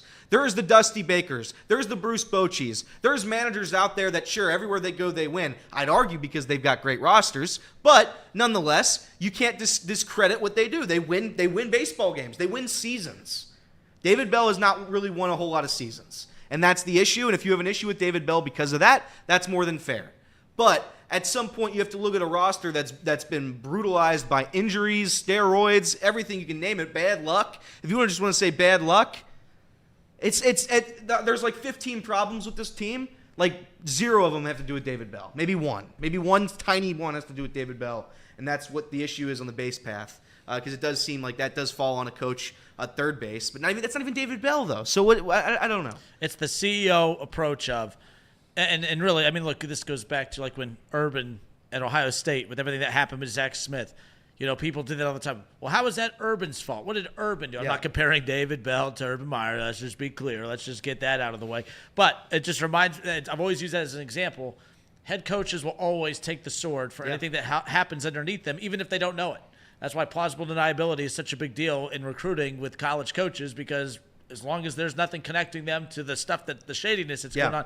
So same thing here. There's no shadiness going on. It's just a matter of everything will be David Bell's fault no matter what. But at the certain point, to your point, hey, Benavidez all of a sudden is the manager of the Reds. Does that make this team a better base running team? All of a sudden they know how to field a ground ball, catch a ball in the outfield. They're hitting the ball better. I don't think the manager has anything to do with that. The other thing that's interesting with the David Bell conversation, I see people coming in here saying that they strongly disagree and other stuff too. My big thing is you dislike David Bell. Why? The reason I asked about the rah-rah stuff is because that's what I get a lot of. Well, his personality. Why would you want to play for him? There's no excitement. There's no this. There's no that. I've always been furious at people who say that, like in any sport. I just know, look, I'm 5'5" and kind of overweight. I was never. I know you're probably looking at me and saying athlete. I'm not an athlete, but I do know that when I did play sports when I was younger, I didn't need a coach to tell me to give a damn. I didn't need a coach to tell me to be excited or to give effort or to play hard. And if you are one of those people, then you're probably not very good at sports. And if you are one of those people, you're probably not going to have a very good long pro career. So if this is a roster that is made up of guys that need David Bell to be rah-rah, then this roster has way more issues and holes in it than we knew coming into this season. And I do not think that that's the case. And that's why I wanted to ask that to Sam LaCure, because a guy that played Major League Baseball, there's a lot of former athletes I talk to that roll their eyes at media. They say there's just a lot of BS media narratives that we put out there that we use in these talk shows, and that's one of them. But they need a rah-rah guy. Oh, the coach didn't have him inspired to play. Zach Taylor, they just came out flat. That was on Zach Taylor. Yeah. That you're taking coaching talk and you're using it against them. At the end of the day, if Joe Burrow, if T. Higgins, if these guys don't come out ready to play, that's on them more than anything else. But we've created these false narratives that the coach needs to be or the manager needs to be rah-rah for them to give a damn, and that's just not accurate, as we just heard from Sam. 100%. And it's just one of those things where I have to hear it, and you're never going to change anybody's mind on it too, which is the craziest part. And you're not going to change mine, so I can't be a hypocrite when it comes to that. It's just one of those things. When you look at a professional roster, I'm looking at the players to play good. And David Bell, at times, you can't make players play good. You're in a slump. More than half your roster's hitting below the Mendoza. At some point, you just need your guys to show up, and they haven't shown up, unfortunately, yet. I think there are guys that have shown up, and that's the one thing I would have asked Sam about that in hindsight, I wish I would have, because Jamir Candelario, you sign him to $15 million, and he gets that the almost, again, not as much as Joey Votto, but when you come in as a veteran and you get the pressure of the fan base that says, we paid you $15 million, as if that's the world's biggest contract. It's not. It's. I mean, I don't know what the average contract is for a good player, but it's probably right around that number. If it's not 15, it's maybe a little bit below at like 11, 12 mil. The Reds got, when they got Castellanos, that year that they constructed that roster with like Moustakas and Castellanos, Yeah. I think around that average was about that 13 to 15 mil. Yeah. And I remember when that happened, I said, and look, Moustakas, I still don't think it was a bad signing. I know it didn't work out. I'm not a big believer in, if it didn't work out, it was a bad signing. Moustakas, that was like, a lot of people were excited about that. They actually got national praise for signing him, Mike Moustakas, at that time. But they got him for about that number. And I've said, I'm not a big guy on a team. Even like when the Shohei Ohtani thing, everyone's like, imagine if the Reds do it. I said, well, stop drinking, put down the weed, whatever it is that you're on, stop it with that. I was like, but I wouldn't like that. As crazy as it sounds, I do not want my team investing half the payroll into one player. I would rather have a roster made up of that year that they went in, Castellanos, and you had Moustakas, you already had Jesse Winker and guys like that. I'm fine with the roster being constructed. You can get very, very good contributing, producing Major League Baseball players for that 13 to 15 mil a year range. I have no problem with that. I prefer it that way, but I also have a theory that once some of these guys get those bags, as it were, once you get that $25 million contract, that $20 million contract, and you're kind of seeing with Nick Castellanos, maybe it's because he's an aging baseball player, maybe it's not, but I start to see you decline. Once you sign them, then they start declining. They go in the tank a little bit. And that's what my concern was with Candelaria. You gave this guy $15 million. Maybe he doesn't play to the back of his baseball card. Now, for the past couple weeks, he has been playing up to the back of the baseball card, so I do credit him. And he's a guy that he has to be good. If you want the Reds to be good, Jamie Candelario has to be good. And if he can't be good, he better be serviceable. And right now, he's been good to serviceable for the better part of 3 weeks. And I was on his case last week. I was on his case for the past 2 weeks.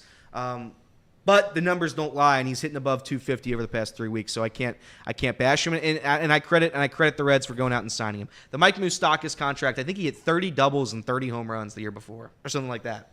Yeah, I knew it was going to be a bad run when he did the car commercial and didn't even shave for it. Oh, listen, that car commercial will live in infamy. Like, if you have to, he looked like he got off the plane and went right to the Mike Sweeney. He went to Mike's. I'm Mike Moustakas. I'm the new guy. I'm the new guy in town, and come get a Kelsey Sweeney Chevrolet, whatever the hell it is. Actually, I got to praise him real quick because the Caravan made the stop at the Air Force Museum in Dayton like it does every year. And he was promoted for that bend or for that turn. And he ended up, his wife was having a baby. He ended up showing up. They made an announcement like, hey, he's going to sign autographs for the next 15, 20 minutes. Like before it even started, he wanted to sign as many autographs and take as many pictures as he could before he had to leave. So I thought that was pretty cool because he could have just blown that off altogether. So a shout out to Moustakas, who everyone likes to pile on, which he didn't live up.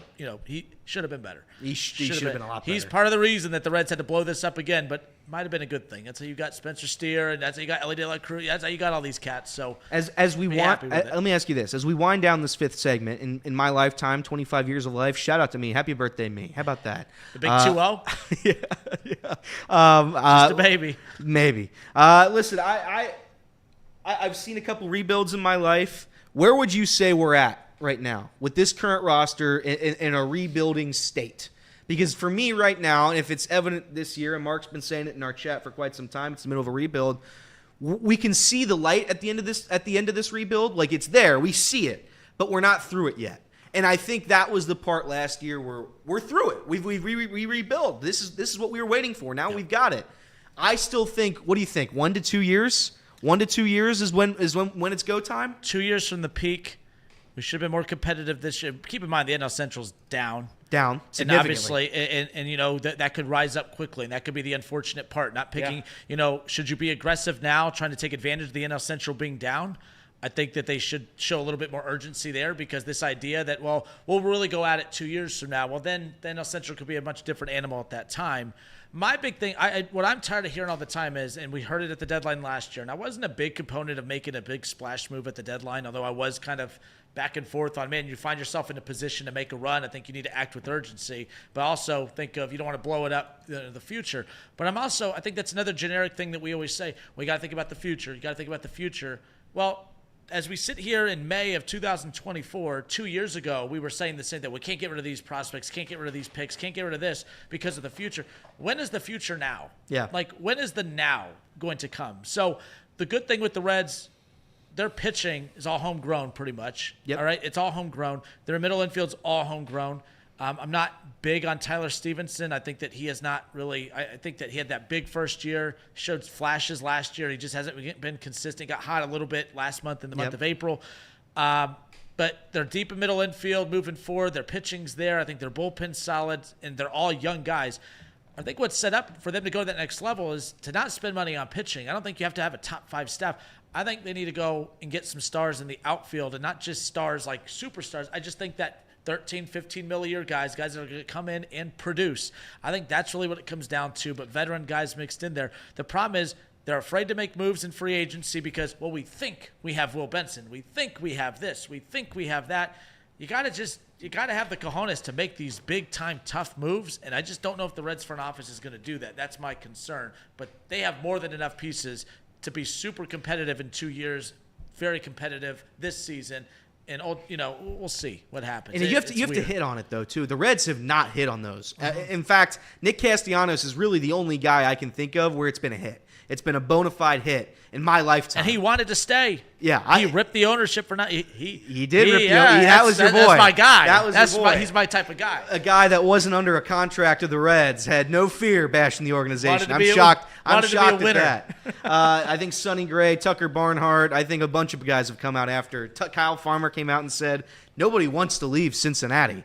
We just have to because the organization won't pay for us to stay. And that's some of the downfall, some of the issues of having a small market team in your city. We have that here. I'm very blessed to be a Reds fan, unfortunately, but I am. I cheer for the Reds. I get to look forward to them. I don't know if we're going to be able to hit a big free agent. I need Jeimer Candelario to be good. I need to see somebody work out. And you might say he's had a good month, and he has. He's been good for the past 3 weeks.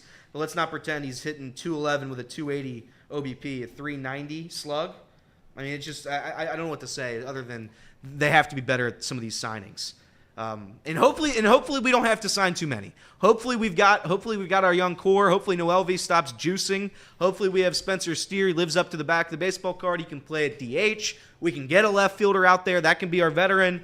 And we can platoon Fraley, Benson, and we still got Matt McClain and Ellie De La Cruz. So I do think there is optimism. There's hope. I just think right now you're still in the rebuild. You're not out of the rebuild yet, and I think a lot of people thought we were. Well, and last thing on this, because last year, talking with Marty, talking with Hal McCoy, talking with some Hall of Fame perspectives regarding the Reds. Last year there were so many people that wanted the Reds to go all in this past offseason, but Hal McCoy, talking with him, said he didn't anticipate them to do that because you saw signs of greatness from these rookies early on, but you don't base it all off of one season. It's not like in the NFL. We knew Joe Burrow was going to be special year one. CJ Stroud, the Texans aren't going into this season saying, well, we need to see a little more before we know if we have our franchise quarterback. I think the Texans know they have their franchise quarterback, and the Chiefs knew it with, obviously, Patrick Mahomes and Lamar with the Ravens, yada, yada. But I say all of this because the Reds had to kind of – you don't want to get too excited and overreact and then go balls to the wall spending and then find out all of these guys aren't actually who you thought that they were. Now you're married to these contracts for a couple years when you could have put that off a little. Yep. They're just trying to – that's why I said that month of June last year, it totally altered. Why do I still have these on there? I was like, why is it so – just echoey in here. But to me, it's just one of those things where they need to stick to the process. I just don't want it to be that Philadelphia 76ers process nonetheless. I've made a new friend in the chat. Do you know Everett Henry? I do. Listen, Everett's our guy. But here's the thing about Everett. He don't like me. Here's the thing. If you do something Everett doesn't like, he's going to call you out. I like that. I like Everett though for that. What is the thing he's calling you out on right now? So, what would you say? Don't Roger in all caps. Don't get Kinner started, Everett. Well, he might have. But where did it go? So I've only worked with you guys, been partnered with you guys for a month and some change. But apparently, you guys have been around for 2 years? Yeah. So I don't know if I get like a plaque. I don't know if I get like a special shirt. I need to talk to Trace. I mean, if this is a title that I'm going to, show off proudly. The worst take in C-Box history. Oh, my goodness. Oh, my God. I am responsible for the worst take in C-Box history. There's We'll talk about that. Oh, what's that? Yes. There's some really bad takes, like I don't know, I like said I could win the Masters. the Masters. I thought Tyler Huntley was better than Lamar Jackson. I made a strong That's argument. Pro in case Bowl for that. Tyler Huntley, by the way. That's Pro Bowl right. quarterback. That's right. You see, Not many teams had 2 Pro Bowl quarterbacks on there, like the Ravens did. But that worst take in C-Box history. We'll talk about that take when we come back. I do want to get into some NBA stuff quick and the NFL schedule. We now know which game is going to kick off the 2024 NFL season. We got a lot more coming your way. Kinner and Cab, 1410 ESPN Radio, Chatterbox Sports on YouTube. We'll be right back. Before we go back to the radio, Yep. this clock that I've written down here, preposterous. Is it preposterous? What was that? What was the time with our guy? Liqueur was 30 minutes. Shit. Yeah, you're telling me. Dude, he dropped 2 shits, by the way. I know, that's great. I love. He thought it was YouTube only. I imagine that's what was going on here. But listen, I love a couple of shits. I love dropping those shits left and right. But here's the thing. So I don't know how you want to do this. I like this clock management because But I this- didn't think we're gonna- 30. I wanted to guess 30, but I'm glad that you Oh yeah, love it was 102 to 132. So it was a good 30. First segment, great, 15 men. Yep. Second segment, 16 men. Third segment, we did a professional move, a touch and go, 6 minutes. Fourth segment, 30. That last segment we just did, 18. Now I don't know how we're going to do this last segment. My right state math, what's left? So it would be 15, 30, 45. What's 45 plus 45? It's 90 minutes. Let me count. Let me count what we got here. Woo. 15 plus 16 plus. Sam Six. LeCure Plus said 30 shit plus- twice. Plus 18. I like So it. we have 5 minutes left. You have 5 minutes. You got a 5-minute segment in you? 5 minutes. It's going to be the best 5 minutes ever. Can you play 30 minutes unedited on your radio? Yeah. Because My traffic manager loves it. because at ESPN 1530 we could do that. 700 we could never do it because we had the bottom and the top of the news. But we don't have the stop set. Like, we don't have the headlines like as hard outs and stuff. Yeah. So we can. Yes, it's not ideal, but I've always said too, for interviews, I have different rules with interview. Like that's bad. If I was just rambling for 30 minutes, which I have a habit of doing, as you know, that's bad. That's when they get on me. But I always push back. I'm like, hey, we have a guest on, like a good guest like Sam. I'm not gonna shut him up and say, hey, 15 minutes, we're out. Like that was a good hit with him. So 5 minutes is what we got, right? 5 minutes. So let's do a 5-second silence, then 5 minutes for the rest of our lives. Here we go. Okay.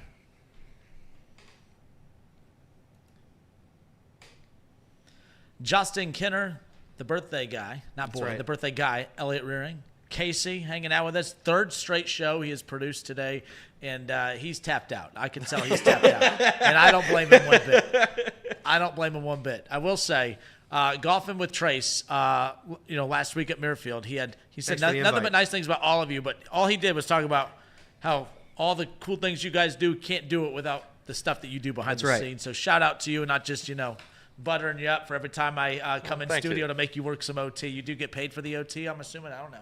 But Wow. the things you do for a guy that has the worst take in Chatterbox sports history, not bad. But bad. we only have, 3 minutes now? Now 422. 422. We don't count the time. So the worst take in Chatterbox history, according to Everett Henry, is my Joey Votto.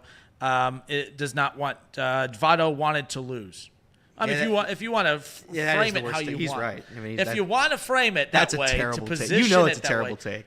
Well, let me ask you, if the Reds, okay, we talked about how long this rebuild has. Sure. And I've already heard you guys talk about people getting a little nervous about when it's time to sign Ellie De La Cruz. Let me ask you, if Ellie De La Cruz likes Cincinnati, he likes Skyline, okay? Wants to win here. He wants to win here, but he can't win here. Why would he re-sign here? Why would he want to spend a good chunk of the prime of his career in Cincinnati if he doesn't feel like it gives him the best chance to win? The reason I bring that up is because we say that with every other athlete. And Joey Votto, I loved when by the way, people think I've always been anti-Joey Votto. I was not. In fact, I defended when people were burying the Reds for giving him the contract. I mean, you guys would be pissed if you didn't give him the contract. Correct. I have no problem with the contract. I think it was a smart contract. For one, not smart. It's common sense. It's not even about being dumb or smart. It's just common sense. You have a superstar player in Joey Votto, you pay him. And by the way, every team that does this, you do a 10-year contract knowing you're probably going to get 5 to 6 years of production and pray for the last 4, and that's ultimately what happened. Yeah. But how many years of losing and falling up short and coming up short, and just the front office of and even crapping on the fans with the, obviously, where are you going to go comments. There was nothing. There was never, the front office never felt the pressure of, man, we need to figure this out because we're going to lose the face of our franchise in Joey Votto. They didn't feel that urgency because he didn't give them that urgency. I promise you, they will feel that urgency with Ellie De La Cruz. So do I think that Joey Votto enjoyed losing? No, but I also do not feel, I never got the vibe that he cared about losing. That losing was so bad to him that he felt he needed to get his way out of Cincinnati. It was bliss. It was bliss. Losing was bliss for Joey Votto. Joey Votto famously did not. He was not some charismatic guy during press conferences, during the media tour after every game. He for the first 10, 15 years, 13 years of his career, he was very soft-spoken. He was like what fans think David Bell is at press conferences. That's pretty much what Joey Votto was. He just stayed to himself, and that's probably why you think that. But Joey Votto wanted to win in Cincinnati. He loves Cincinnati, liking a city, spending your life in a city that you love, that you're passionate about, for a fan base that you enjoy playing in front of. I don't think that's a knock on you. It's not Joey Votto's fault that the Reds ownership wouldn't help him out. I don't think so. If, let's say, he requests a trade. Let's say 2-3 years ago he gets rid of his no trade clause. He's like, you know what, Castellini, I want out. I want to be traded to my hometown, the Toronto Blue Jays. How do you think he's perceived then? Same narrative. It doesn't change. Fine with losing. It's just like go to the Yankees, damn it. Go to the Dodgers. If he does that, your sports talk take the next day would be he quit on the city. He quit. It wouldn't have been mine. Not with that. I don't know. I think that's what you would have done. I just don't think. I don't think in baseball is the one sport where you just can't blame. Like I know you probably have the similar opinion to Mike Trout. Mike Trout should have requested a trade or some nonsense like that. That is exactly where this take stemmed from. I'm like, the more I think about it, as I'm bashing Mike Trout, I'm like, wait a minute. We have this exact same thing happened in Cincinnati. We got 30 seconds left of the show. 30 seconds. I do my best work in 30 seconds. Here we go. Say something nice about Joey Votto. Joey Votto. Oh, come on. No. Look, Joey Votto made a decade of losing bearable by at least having a star player to go watch. I'm not as anti-Joey Votto as people think, but he proclaimed to say. I wished he would have been a little more aggressive of putting pressure on the front office. So, because we all feel hopeless as Reds fans half the time, and when you have the ownership mocking us saying, yep, where are you going to go? I turned to Mike, Votto, are you going to say something? Are you going to say, nope, but my gosh, he learned that nice little new TikTok dance. That's right. Where are you going to go? TikTok to watch Joey Votto. But Everett, I appreciate the interaction in there. Roger, all caps, always appreciate you as well. Casey, you may go eat now, as far as that's concerned. And then the birthday boy, the birthday man, the myth, the legend. Casey, I'll buy you a birthday lunch from me. How about that? That's not how this works, I'll buy you a birthday lunch from me. And that's it. Listen, I'm going to make one shot for the radio folks that you can't see me do this, but I'm going to do it anyway. Oh! It went in. Oh my gosh, that was so crazy. It missed. And it wasn't close. But listen, thanks for having me on your show. I had a lot of fun. Absolutely. I had a lot of fun as well. Thank you, guys. I appreciate you. On the radio side, we are wrapping this up. Shout out to our guy, Sam LaCure, for giving us some time today. If you missed that, make sure you continue to go back and check out Chatterbox Sports on YouTube, the Justin Kinner Show Facebook page. That's where you can also go back and watch that as well. And that wraps it up for us. So until tomorrow, it's been the Kinner and Kev Show, 1410 ESPN Radio and Chatterbox Sports on YouTube. That was genuinely my opinion. You can ask people, but if you're going to say stuff like that you know is going to get a reaction, you can't get pissed when you get the reaction. Yeah. I don't respect radio hosts who go on a Webanyama streak where they just start blocking everybody because rumor has it you blocked Garrison. I didn't block Garrison. I really didn't block Garrison. That's the rumor. Garrison, you a liar, dude. In fact, I reached out to Garrison. I even said, hey, listen, before I run into you guys, I was like, The Bengals fans are getting pretty fed up with me. They need some representation on the show. And I feel like during the season, I was going to, get him on there. Then I'm watching the Pat McAfee show one day. Pat McAfee's my guy. And then I see Drew Garrison's big old mug up on the screen on the Pat McAfee show. I'm like, well, if he's good enough for the Pat McAfee show, then he's definitely good enough, for a little bit smaller viewership than the Pat McAfee show. But the Kinner and Kev show always has a spot for that. But, if he's putting out lies about being blocked, then, I don't know.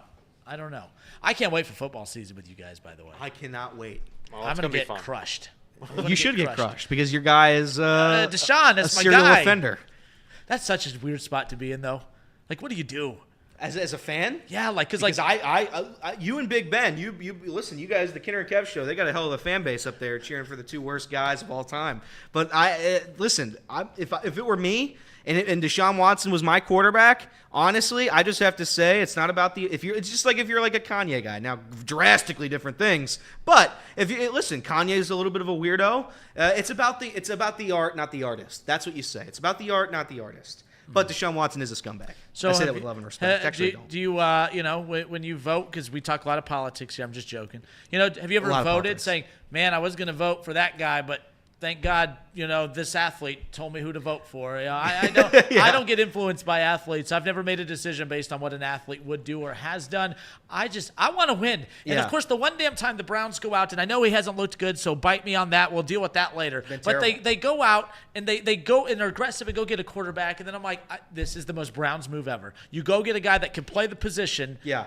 But is in a very weird position because of his, antics off the field. It's a very troublesome time. Antics is one way to describe it. But this idea that no one else was going to do it. Good thing he better called Saul there, and he got a good lawyer. That's all I can say. I do love Better Call Saul. I'm a big. You've Breaking seen that Bad, show? I'm a big Breaking Bad guy. Love that's Breaking. good. I'm in the Walking Dead right now. The problem is I'm always late to the party. I don't find these shows good. I don't like waiting a week to watch. Walking Dead was really. I don't know what season. What season are you on? So the wife and I are on season 5. And we're watching it together. That's when it's really good. But I am on season 10. Oh my God!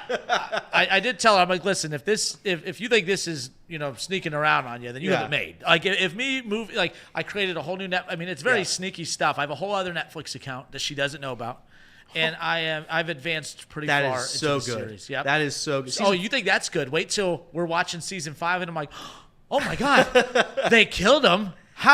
How could they do that? Where will they go from here? And I already know.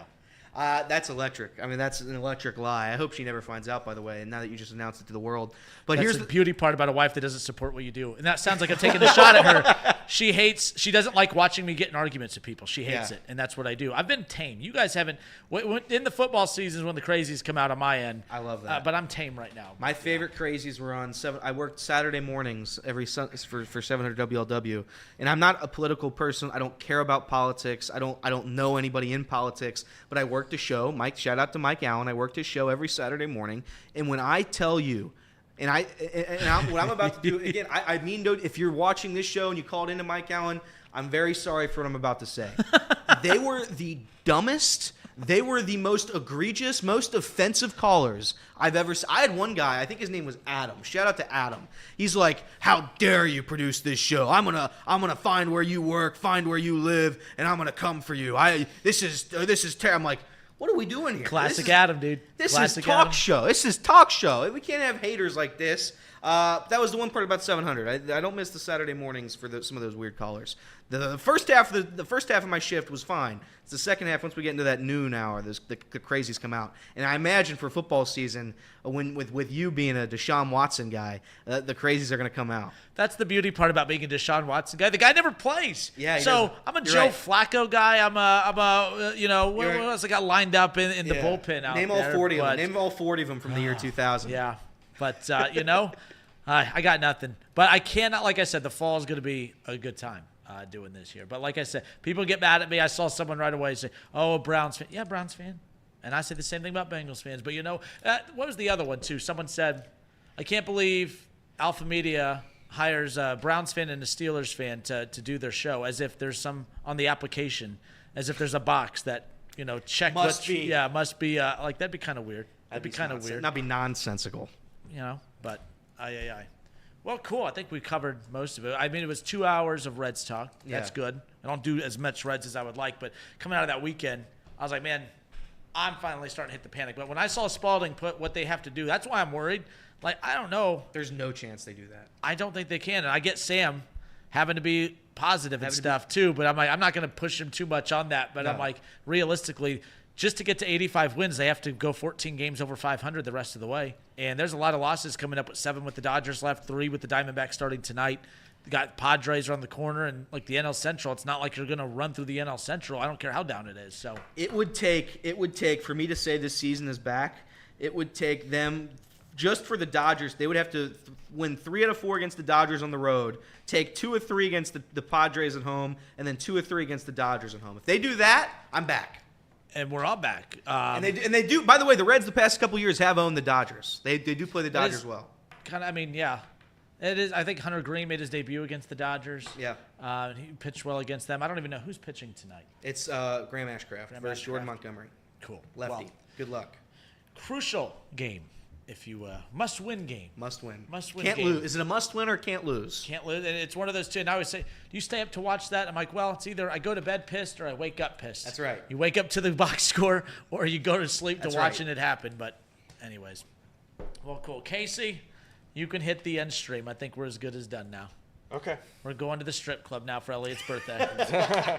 The Hamilton Strip Club at 2:05 p.m. on a Monday. Oh, by the way, the non-sports story of the day I about did a couple weeks ago. So Diamonds, the strip club in Dayton. Sure. I have my VIP card. Yeah. I get one more punch, and I think my 11th visit's free, right? Oh, I don't have time to do that. Dude, I'm too busy watching The Walking Dead. Yeah, that's what okay. it I is. don't have time to go for my 11th. So, but they have a bus. They have a bus that drives around town, and they bring the strippers around on the bus. It's like DoorDash on steroids. Oh, my But God.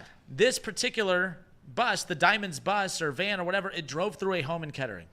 Can you imagine being asleep or being up late watching the Reds or season 10 of The Walking Dead and a stripper van comes driving through your living room? That's outrageous. That is absolutely outrageous. That's That's not a dream. That's a knock on the city of Dayton. I mean, that driver, what was happening for that driver to get that distracted? I don't know. I don't know either. Now you can hit it. Now you can hit the end What a stream. way to I'm end done. it. What a Have a way good to day, end it. everybody.